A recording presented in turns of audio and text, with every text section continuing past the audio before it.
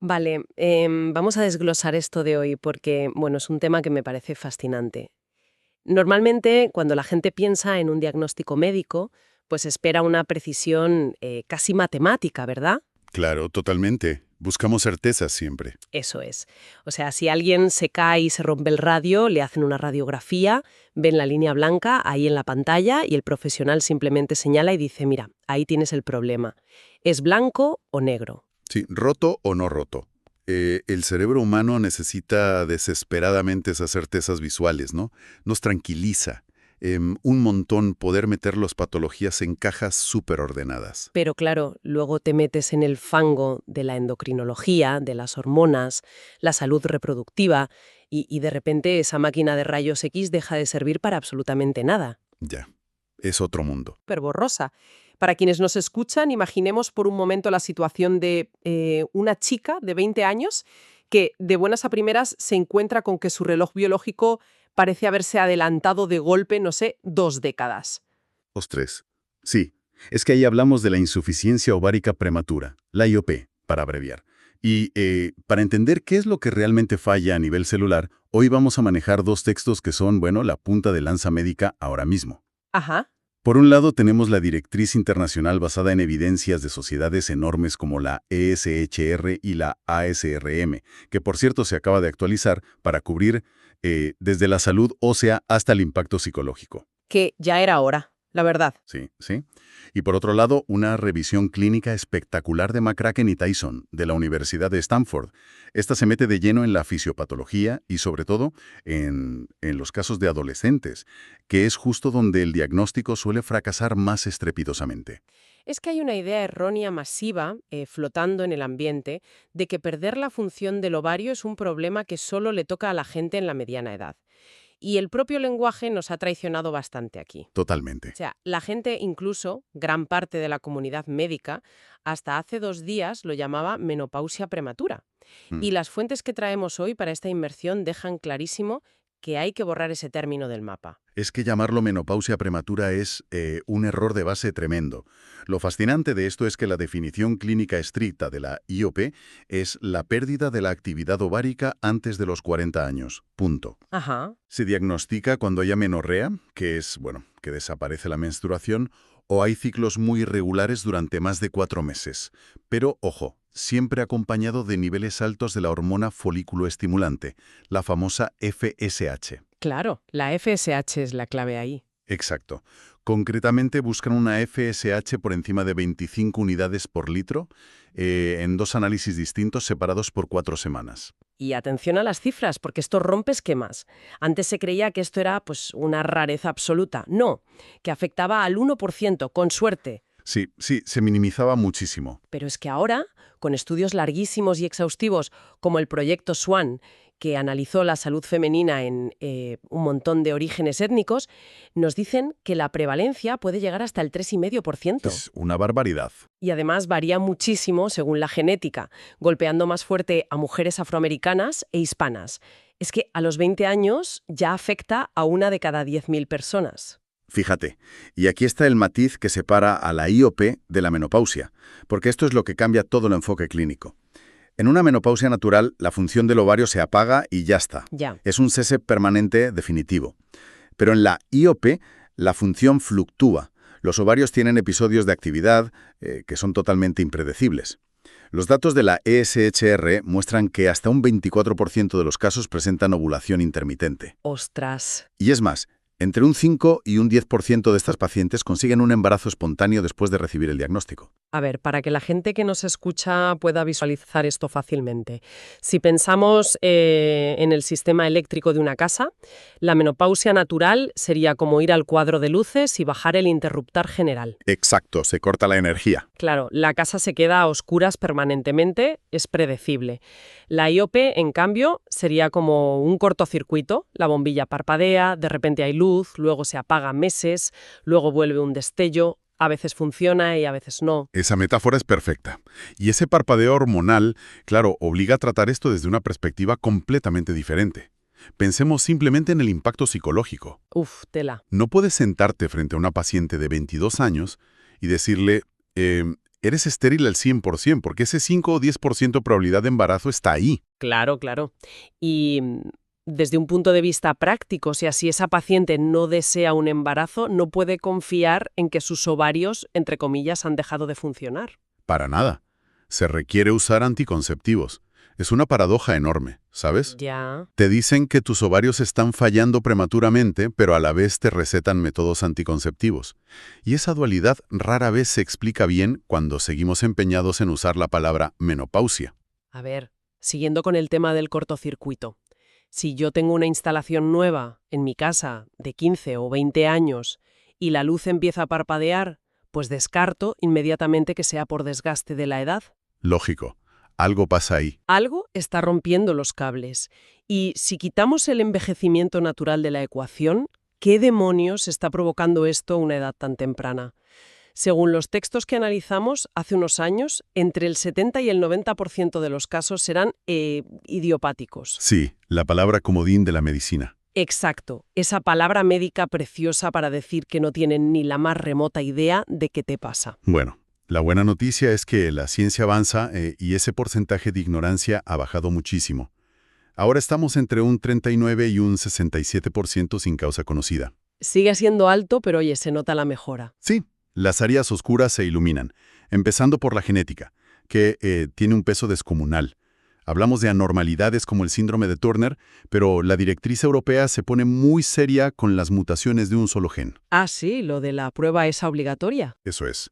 Obligan a realizar la prueba de la premutación FMR1 vinculada al síndrome del X frágil, a absolutamente todas las pacientes con IOP que no vengan de cosas agresivas como una quimioterapia. Vale, aquí necesito que me frenes y me lo expliques, porque hablas de la premutación FMR1 y del X frágil. Y yo, a ver, para alguien sin un máster en genética, ¿qué significa esto? A ver, ¿Por qué un gen apaga el ovario a los 20 años? piensa en el ADN como un manual de instrucciones gigantesco, ¿vale? A veces en ese manual una palabra se repite por error. En este gen, el FMR1, hay una secuencia que se repite. Si se repite muchísimas veces, más de 200 veces, causa el síndrome del X frágil, que provoca discapacidad intelectual severa. Vale, Pero si se repite solo un poco, pongamos entre 55 y 200 veces, se le llama premutación.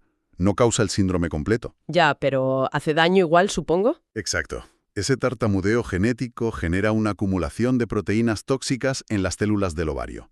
O sea, las agota y acelera su envejecimiento de manera brutal. Vale, entendido. El manual de instrucciones viene con un defecto de fábrica que envenena la reserva.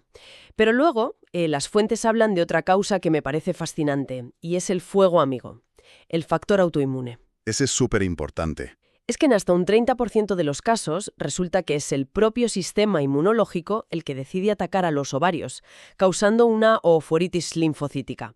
Y aquí hacen muchísimo hincapié en buscar algo llamado anticuerpos 21 hidroxilasa. ¿Qué es esto y por qué es tan peligroso pasarlo por alto? Pues mira, la conexión es un mecanismo de daño colateral puro y duro.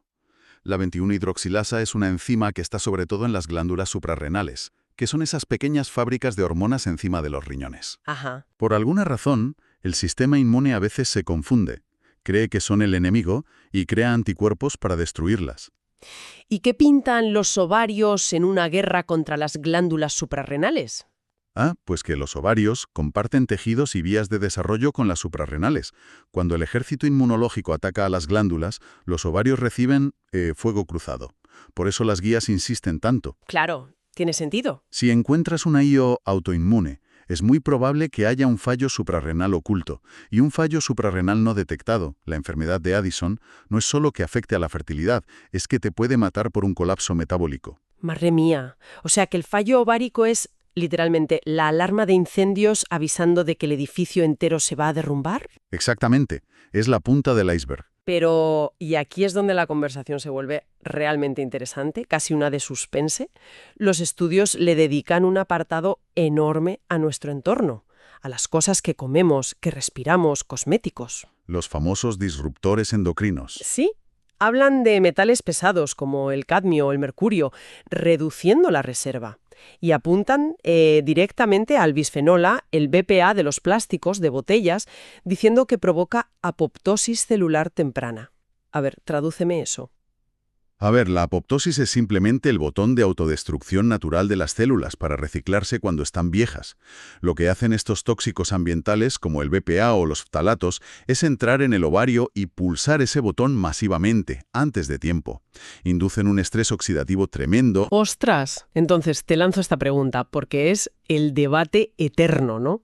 Si estamos rodeados de plásticos y químicos que pulsan ese botón de autodestrucción, ¿es la IOP una enfermedad moderna por nuestro estilo de vida? ¿O es que simplemente ahora tenemos mejores análisis y diagnosticamos lo que siempre ha estado ahí? Bueno, si conectamos esto con el panorama general, te diría que es una tormenta perfecta de ambas cosas. Sería engañoso negar que diagnosticamos infinitamente mejor hoy en día. Ya, claro. Pero los estudios toxicológicos son implacables.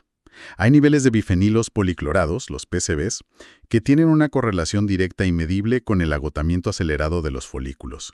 Nuestro entorno de hoy interactúa directamente con nuestra longevidad reproductiva a nivel celular. ¡Qué locura! Sí, estamos exponiendo al sistema una carga tóxica para la que la evolución sencillamente no nos preparó. Lo cual nos lleva de cabeza al laberinto del diagnóstico. Porque con tantas causas posibles, detectar esto debería ser la prioridad número 1 en cualquier consulta. Pero cuando hablamos de adolescentes, el documento de Stanford relata lo que parece, no sé, una comedia de errores médicos. Es bastante frustrante, ¿sí?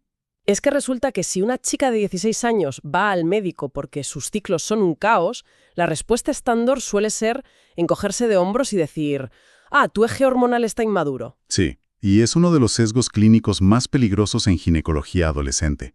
A ver, durante los primeros años tras la primera regla, es fisiológicamente normal que la comunicación cerebro-ovarios tenga fallos, ¿no? Se está afinando. Claro, está en fase de pruebas. Eso es. Así que el profesional tiende a normalizarlo como una fase de crecimiento. Pero el verdadero problema no es solo que el médico se relaje, es el camuflaje que hace el propio cuerpo del adolescente. Fíjate en el estudio de Stanford. De 22 adolescentes diagnosticadas con IOP, resulta que ninguna, absolutamente ninguna, tuvo un solo sofoco. Nada. 0 síntomas vasomotores. Pero a ver, ¿cómo es posible que les falte el mismo estrógeno que a una mujer de 50 años y no tengan el síntoma principal de manual? Porque entendemos mal que es un sofoco. Fíjate, un sofoco no es solo que te falte estrógeno. Es el síntoma de abstinencia ante la caída del estrógeno. El cerebro de una mujer en edad de menopausia natural se ha acostumbrado durante 30 años a nadar en niveles altísimos de estrógeno. Cuando eso cae en picado, el hipotálamo entra en pánico y genera el sofoco. Claro. O sea, un adolescente apenas acaba de empezar a producir esas hormonas. Exactamente. Su cerebro no ha tenido tiempo de volverse, digamos, adicto a esa exposición prolongada. Así que cuando la producción falla, pues no hay síndrome de abstinencia, no hay sofocos. ¡Qué fuerte! Si el médico está esperando ver a una chica sudando por la noche para sospechar de un fallo ovárico, jamás la va a diagnosticar.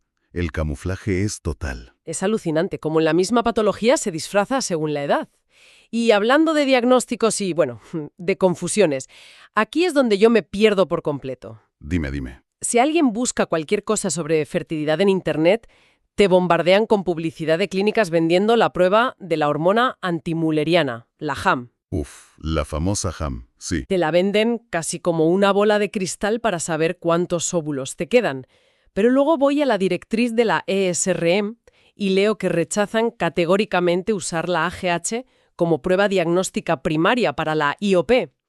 ¿Por qué la directriz dice explícitamente que no se use para diagnosticar esto, si en Internet parece el santo grial?